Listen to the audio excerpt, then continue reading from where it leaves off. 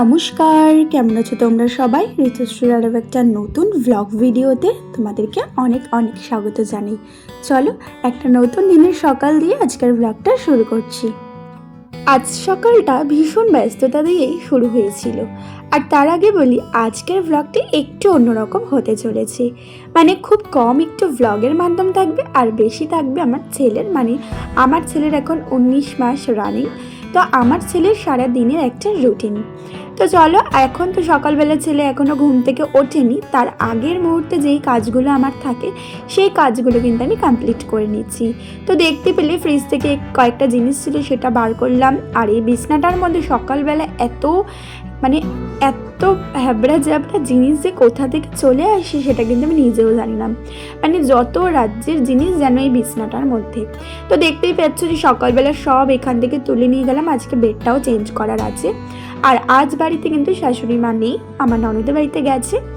তো আজকে আমি আর আমার হাজব্যান্ডই বাড়িতে একাই আছি।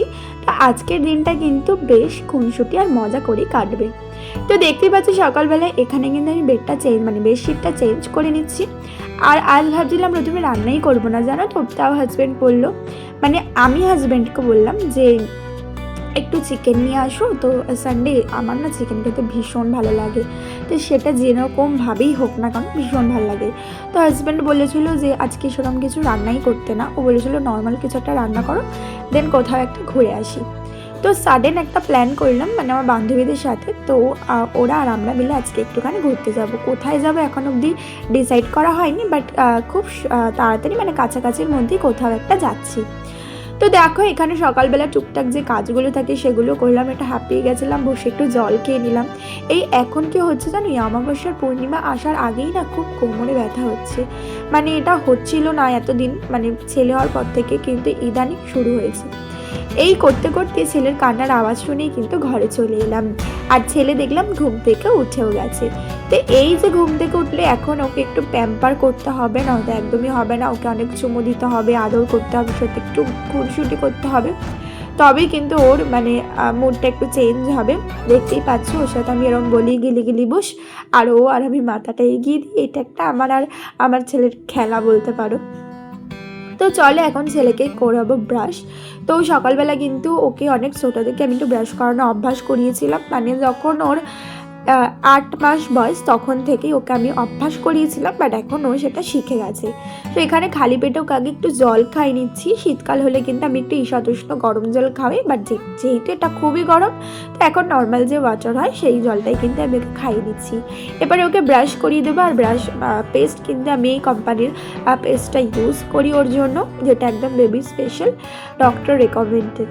তো চলো এখানে দেখতেই পাচ্ছি ওকে ব্রাশটা করাচ্ছি। আর আজকে কি হয়েছে কি জানি, আজকে আমাকে ব্রাশটা ধরতেই দিল না। অন্যদিন কিন্তু আমি একটু হলেও ব্রাশ ধরে করিয়ে দিই, আজকে ও নিজেই করবে। তো ঠিক আছে চলো ও নিজেই করুক, তোমাদের সাথে সেটাই শেয়ার করি। তো ছেলেকে কিন্তু এখানে ব্রাশ করিয়ে দিয়েই ওর খাবারটা আমি রেডি করে নিই, একদম বেশি লেট করি না। তার কারণ এমনিই না আমার ছেলে একটু লেটে ঘুম থেকে ওঠে। ওর একটা হ্যাবিট আছে সকালবেলায় ঘুম থেকে 6টা 6:30টার মধ্যে উঠে পড়বে। উঠে কিন্তু আবার দুধ খেয়ে আবার ঘুমিয়ে পড়বে। ওকে যেই সিমিলার দুধটা খাওয়াই সেই দুধটাও খেয়ে কিন্তু আবার ঘুমিয়ে পড়বে। তো ঘুমিয়ে পড়ার পরে তারপরে উঠতে উঠতে ওর 10:30 11টা বেজে যায়, অনেকটাই লেট। তো আর বাচ্চাদেরকে তো ঘুম থেকে ওভাবে টেনে টেনে তোলাটা উচিত না, তা আমি ডাকিও না। তারপরে কিন্তু ওকে আমি বেশিরভাগ দিনটাই সুজির সাথে দুধ দিয়ে কলা দিয়েই খাওয়াই।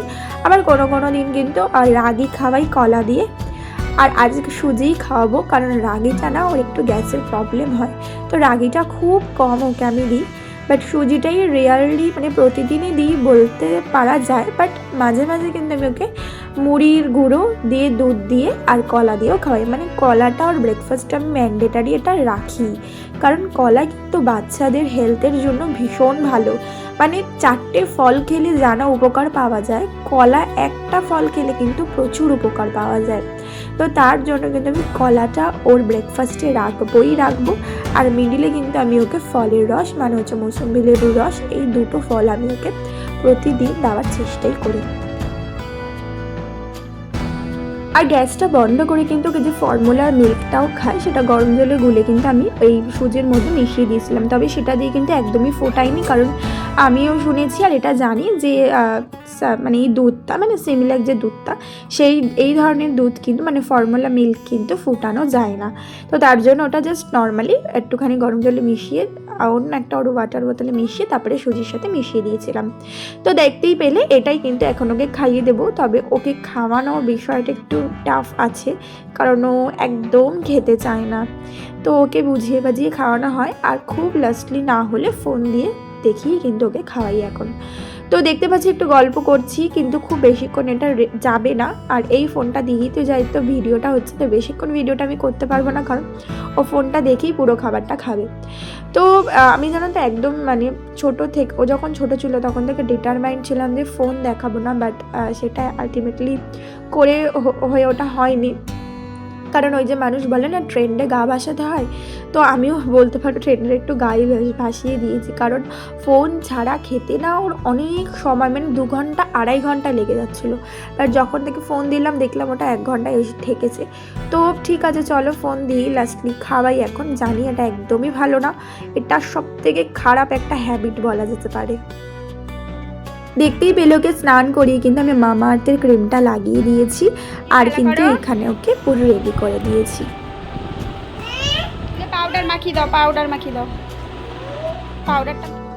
এখন ও নিজের মতো নিজে একটু খেলবে, তো সারাদিনটা ওর খেলাধুলার মধ্যে দিয়েই কাটে। আর তারপরে কিন্তু আমি এখানে দুপুরের ওর লাঞ্চটা করতে চলে এসেছি। আজকে ওকে দেবো, যেহেতু চিকেন এনেছিল হাজব্যান্ড, তো ওকেও আজকে একটু চিকেনের পাতলা করে ঝোল করে দেবো পেঁপে আর আলু দিয়ে, তো সেটা দিয়েও খেয়ে নেবে। তো আর যেটা বলার কথা হচ্ছে, প্রথমেই বলে রাখি, তোমরা এটা ভাবতে পারো যে আমার বাচ্চা এত মানে রোগা কেন, তো এইটা নিয়ে কিন্তু একটা মিথ আছে যে বাচ্চা হেলদি হলেই কিন্তু সে খুব পুষ্টিকর খাবার খায় বা এরকম কিছু। তো তোমাদের সাথে সবার আগে আমার একটা জিনিস শেয়ার করি, মানে আমার একটা স্টোরি শেয়ার করি। তো আমি না ট্রমাটাইজ হয়ে গেছিলাম একটা টাইমের, মানে যখন আমার বাচ্চার রোগা, আমার বাচ্চা ছোটোবেলায় একটু গুলুগুলু ছিল, বাট যখন থেকে রোগা হয়ে যাচ্ছিলো আমি ট্রমাটাইজ হয়ে গেছিলাম। তো মানে আমি ভীষণ পরিমাণে কান্নাকাটি অনেক কিছু হয়েছে। তো আমি ডাক্তারের কাছে যাই, ডক্টরকে গিয়ে বলি যে স্যার যেই দেখছে সেই বলছে বাচ্চা এত রোগা কেন হয়ে যাচ্ছে, বা এটা নিয়ে আমার খুব খারাপ লাগছে। তো ডাক্তার আমাকে খুব ভালো করে বোঝায়, আর মানে আমার ছেলের যেই ডাক্তার যাকে আমি দেখাই মানে সে আমার কাছে ভগবান বলতে গেলে। তো সে আমাকে বোঝায় যে এটা একটা মিথ আর কিচ্ছু না। বাচ্চা যদি ভালো হয়, বাচ্চার গ্রো আপ যদি ভালো হয়, বাচ্চা যদি সারাদিন খেলাধুলা করে, মা বলে বা মানে কথা ঠিকঠাক বলে, বা মানে বাচ্চাকে দেখে যদি মনে হয় যে বাচ্চা একদম নর্মাল, বাচ্চা সারাদিন অ্যাক্টিভ আর বিভিন্ন ধরনের অ্যাক্টিভিটিও করতেই থাকে, আর আমার ছেলে যেটা করেও, তো সেটা যদি হয়ে থাকে তো কোনো ভয় পাওয়ার কারণ নেই। এটা একটা নর্মাল বিষয়। হ্যাঁ ওর ওয়েটটা একটু কম আছে, তবে সেটা নিয়ে ভাবার কোনো কারণ নেই।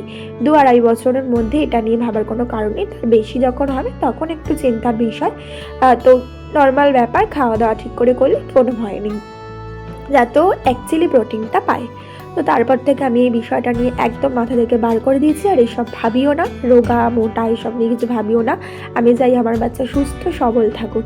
তো দেখতেই পেলে ওকে ঘুম পাড়িয়ে দিলাম, আর আমরা এখন খেতে চলে এসেছি। আর ওকে ঘুম পাড়াতে হয় পুরো ঘর অন্ধকার করে, একদম রাত্রিবেলার মতন।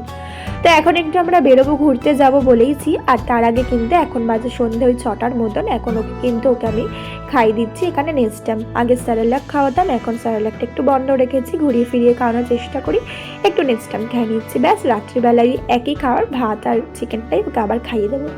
তো দেখতেই পাচ্ছ এখানে আমরা ঘুরতে এসেছি, এখানে এসেছি কাচের মন্দির, এটা আলমবাজারের সাইডে পড়ে। তো এখান থেকে আমরা আরেকটা শ্রীশ্যামের মন্দিরে যাব, ওই মন্দিরটাও দারুণ অসাধারণ। তো আমার হাজব্যান্ড অ্যাকচুয়ালি ওই মন্দিরে নিয়ে গিয়েই ভুল পথে এই মন্দিরটা আমরা ঢুকে পড়েছিলাম। ঠিক আছে, ঠাকুরের মন্দির সব সুন্দর। তো দেখতেই পাচ্ছ আমরা এখানে গেছিলাম 4 জন মিলে, ভীষণ মজা হয়েছে, আর অনেক দিন পরে যেহেতু বেরিয়েছি তো আরও ভালো লেগেছে। তো এই যে শ্রীশ্যামের মন্দির, আমি নামটা আই থিঙ্ক ঠিক বললাম। তো মন্দিরটা অপূর্ব ছিল, দারুণ, আমার তো খুব ভালো লেগেছে। তো এখানে কিন্তু তোমরা ডালা পেয়ে যাবে সামনে, আর এটা একদম আলমবাজারের মধ্যেই খুবই পপুলার একটা মন্দির। তো এখান থেকে আমরা ডালা নিয়ে নিয়েছিলাম। তো 100 টাকার মধ্যে বললে কিন্তু ওরা একদম ডালা রেডি করে দিয়ে দেয়। আর তারপর দেখতেই পাচ্ছি এখানে কিন্তু মন্দিরটাতে খুব সুন্দর। তো বন্ধুরা আজকের ব্লগটা এখানেই শেষ করলাম। তোমরা জানিও কিরকম লাগলো না লাগলো। চলো টাটা বাই বাই, সবাই খুব ভালো থেকো।